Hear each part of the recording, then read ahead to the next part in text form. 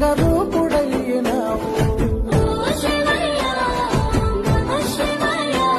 పాలు పెరుగు నెయ్యి తేనెతో నీకు అభిషేకాలయ్యా. తిరుముడితో నీ కొండకు పదయాత్రలు స్వామి.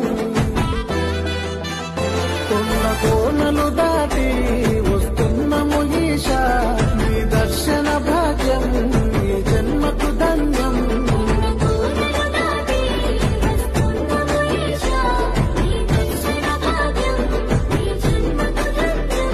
మాకు మోక్షమిచ్చి బ్రోవయ్యా శ్రీశైలవాసుడా. ఓ శివయ్యా ఒకసారి